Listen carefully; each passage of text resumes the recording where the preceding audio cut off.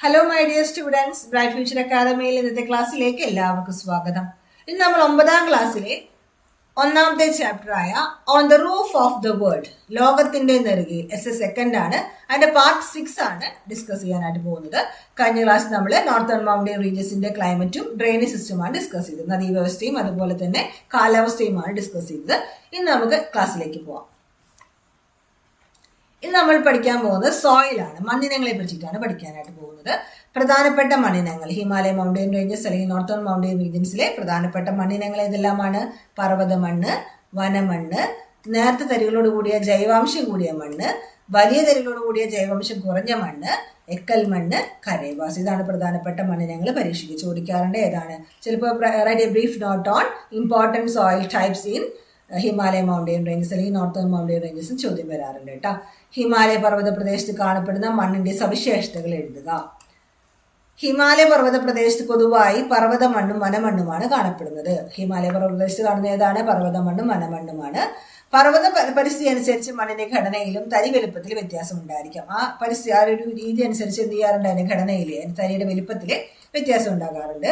താഴ്വാരങ്ങളിൽ നേർത്ത തരികളുടെ കൂടിയതും ജൈവാംശം കൂടുതലുള്ള മണ്ണാണ് കാണപ്പെടുന്നത്.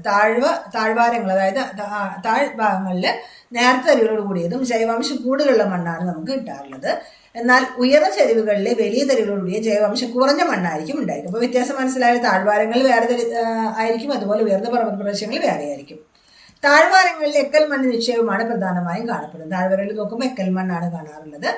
കാശ്മീർ താഴ്വരയിൽ ഹിമാലയം നിക്ഷേപിക്കുന്ന അവസാദങ്ങളാണ് കരേവാസ് എന്ന് പറയുന്നത്. അതായത് കാശ്മീർ താഴ്വരയിൽ ഹിമാനികൾ നിക്ഷേപിക്കുന്ന അവസാദങ്ങളാണ് നമ്മൾ എന്ത് പറയുന്നത്? കരേവാസ് എന്ന് പറയുന്നത് കേട്ടോ. നേർത്ത മണലും അതുപോലെ ജൈവാംശങ്ങൾ നിറഞ്ഞ മണ്ണാണിത്. ഇവ കുങ്കുമപ്പൂ കൃഷിക്ക് അനുയോജ്യമാണ്. ഈ കരേവാസ് എന്ന് പറയുന്നത് വളരെ നേർത്ത മണലും ജൈവാംശങ്ങൾ നിറഞ്ഞ മണ്ണാണിത്. കുങ്കുമപ്പൂ കൃഷിക്കാണ് നമ്മൾ ഏറ്റവും കൂടുതലായിട്ട് ഉപയോഗിക്കാറുള്ളത്. പരീക്ഷയ്ക്ക് ചോദിക്കാറുണ്ട്, ഇമ്പോർട്ടൻ്റ് ആണ്. Main soil types: mountain soil and forest soil, fine grained soil, coarse grained soil, alluvial soil, കരേവാസ്. ഇനി സോയിലിന്റെ പ്രത്യേകതകൾ നമുക്ക് നോക്കാം.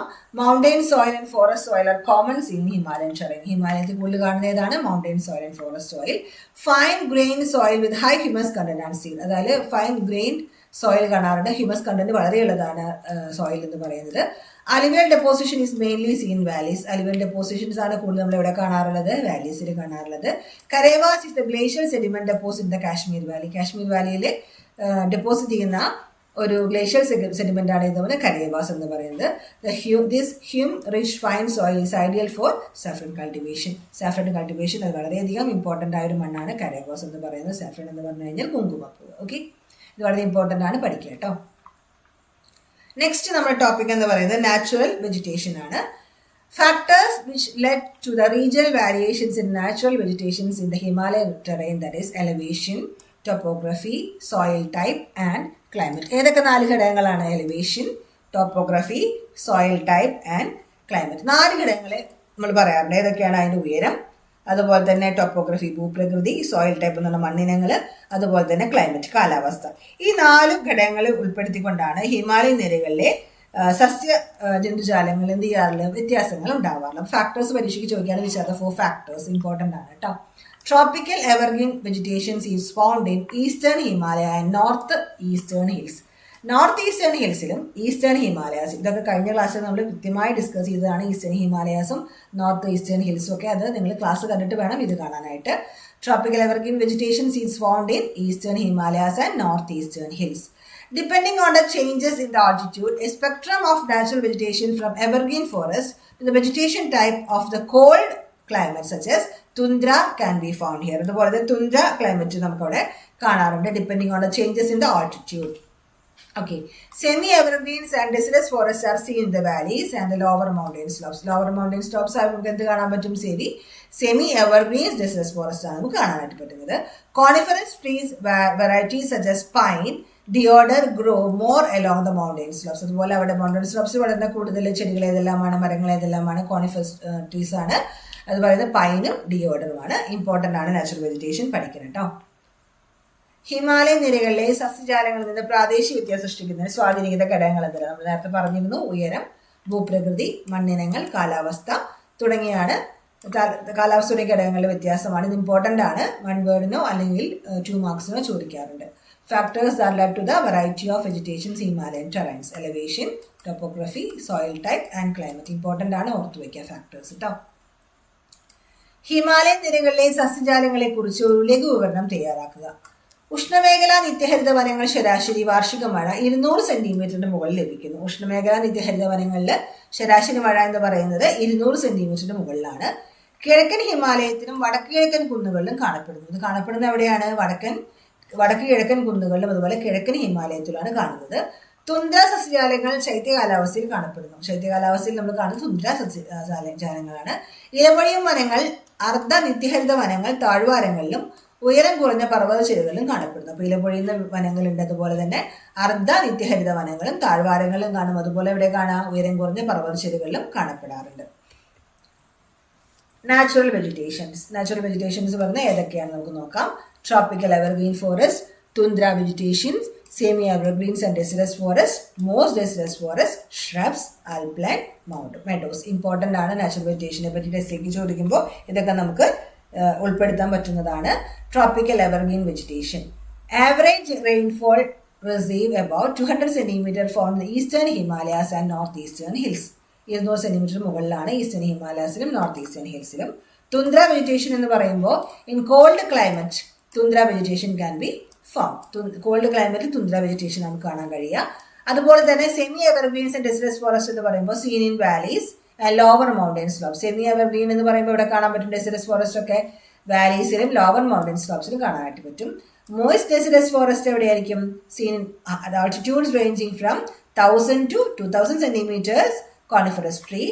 Various coniferous trees such as pine, deodar grow more along the mountain slopes.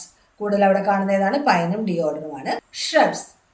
Junipers and rhododendrons grown in the higher altitudes. അവിടെ കാണുന്നത് ഇതാണ് കാണാറുള്ളത്. അതുപോലെ തന്നെ at the highest altitude alpine meadows are seen. Highest ആൾട്ടിറ്റ്യൂഡിൽ എന്ത് കാണാൻ പറ്റാറുണ്ട്?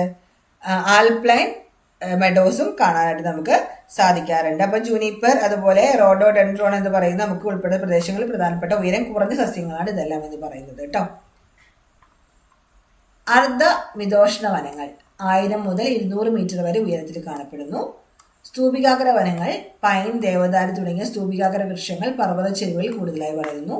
ഉയരം കൂടിയ സസ്യങ്ങളാണ് ഉയരം കൂടിയ പ്രദേശങ്ങളിൽ ജൂനിപ്പർ, റോഡോഡെൻഡ്രോൺ എന്നീ സസ്യങ്ങൾ കാണപ്പെടുന്നു. ആൽപ്ലൈൻ പുല്ലുമേടുകൾ ഉയർന്ന പ്രദേശങ്ങളിൽ ആൽപ്ലൈൻ പുല്ലുമേടുകൾ കാണപ്പെടുന്നു. ഇത് ഇമ്പോർട്ടൻ്റ് ആണ്, പഠിച്ചു വെക്കണം കേട്ടോ. അവിടെ കാണുന്ന എനിമൽസിന്റെ പിക്ചേഴ്സ് ആണ് ഇവിടെ കൊടുത്തിരിക്കുന്നത്. അടുത്തതായിട്ട് ഹിമാലയ പ്രദേശങ്ങളിൽ പ്രധാനമായി കാണുന്ന ജീവികൾ ഏതെല്ലാം? വന്യജീവികൾ ഏതെല്ലാം? യാക്ക് അല്ലെങ്കിൽ മലമ്പശു, കസ്തൂരിമാൻ, ഒറ്റക്കൊമ്പൻ കണ്ടാമൃഗം, ഹിമപ്പുലി. ഇതാണ് കൂടുതലായിട്ട് കാണാറുള്ളത്. Yak, musk deer, single horn rhinoceros and snow leopard. ഇതാണ് പിക്ചേഴ്സ് ആണ് നമ്മൾ നേരത്തെ കണ്ടത്. ഇനി പ്രധാന ദേശീയോദ്യാനങ്ങൾ, major national parks in Himalaya. ഇതും ഇമ്പോർട്ടൻ്റ് ആണ്. പ്രധാനപ്പെട്ട നാഷണൽ പാർക്സ് ഏതാണെന്ന് ചോദിക്കാറുണ്ട്. പടിഞ്ഞാറ് ഹിമാലയത്തിലും കിഴക്കൻ ഹിമാലയത്തിലാണ് കൂടുതലായിട്ട് ദേശീയോദ്യാനങ്ങൾ ഉള്ളത്. ഡച്ചിഗ്രാം ജമ്മു കാശ്മീർ, അതുപോലെ തന്നെ ഹെമിസ് ലഡാക്ക്, പൂക്കളുടെ താഴ്വര ഉത്തരാഖണ്ഡ്, കോർബറ്റ് ഉത്തരാഖണ്ഡ്, രാജാജി ദേശീയോദ്യാനം ഉത്തരാഖണ്ഡ്. അപ്പോൾ ഡച്ചിഗ്രാം, ഹെമിസ്, പൂക്കളുടെ താഴ്വര, കോർബറ്റ്, രാജാജി ദേശീയോദ്യാനം. അതവിടെ നോക്കുകയാണെങ്കിൽ Dachigam Jammu and Kashmir, Hemis Ladakh, valley of the flowers Uttarakhand, Corbett Uttarakhand, Rajaji national park Uttarakhand. ഇതാണ് വെസ്റ്റേൺ ഹിമാലയാസിലുള്ളത്, പടിഞ്ഞാറ് ഹിമാലയാസിലുള്ളത്. ഇനി കിഴക്കൻ ഹിമാലയത്തിലേക്ക് വരുമ്പോൾ കാഞ്ചൻജംഗ സിക്കിം, ദിബ്രു സെക്വ അസം, കാസിരംഗ അസം, മാനസ് അസം, കേബിൾ ലംജാവോ മണിപ്പൂർ. ഇതാണ് പ്രധാനപ്പെട്ട ദേശീയോദ്യാനങ്ങൾ കിഴക്കൻ ഹിമാലയത്തിൽ വരുന്നത്. കാഞ്ചൻജംഗ സിക്കിം, ദിബ്രു ഷെഖോവ അസം, മനാസ് അസം ആൻഡ് കേബിൾ ലജ്മാവോ അതാണ് മണിപ്പൂരിൽ കാണുന്നത്. ഇത് വളരെ ഇമ്പോർട്ടൻ്റ് ആണ്. നിങ്ങൾ എന്ത് ചെയ്യണം? ഓർത്ത് വെച്ച് പഠിക്കണം കേട്ടോ. പിന്നെ നമ്മൾ പഠിച്ചത് എന്തായിരുന്നു? അവിടുത്തെ പ്രധാനപ്പെട്ട സസ്യജാലങ്ങളെ പറ്റിയിട്ടും മണ്ണിനങ്ങളെ പറ്റിയിട്ടുമാണ് നമ്മളവിടെ പഠിച്ചത്. പഠിച്ച കാര്യങ്ങൾ നിങ്ങൾക്ക് മനസ്സിലായി എന്ന് കരുതുന്നു. വീഡിയോ നിങ്ങൾക്ക് ഉപകാരപ്പെട്ടെങ്കിൽ ലൈക്ക് ചെയ്യാനും കമൻറ്റ് ചെയ്യാനും മറക്കരുത്. നിങ്ങളുടെ കൂട്ടുകാർക്ക് വീഡിയോ മാക്സിമം ഷെയർ ചെയ്ത് കൊടുക്കുക. കൂടുതൽ ലളിതമായ ക്ലാസ്സുകൾക്കായി ബ്രൈറ്റ് ഫ്യൂച്ചർ അക്കാദമിയുടെ ചാനൽ നിങ്ങൾ സബ്സ്ക്രൈബ് ചെയ്യാനും മറക്കരുത്. അടുത്ത ക്ലാസ്സിൽ നമുക്ക് വീണ്ടും കാണാം. Thank you.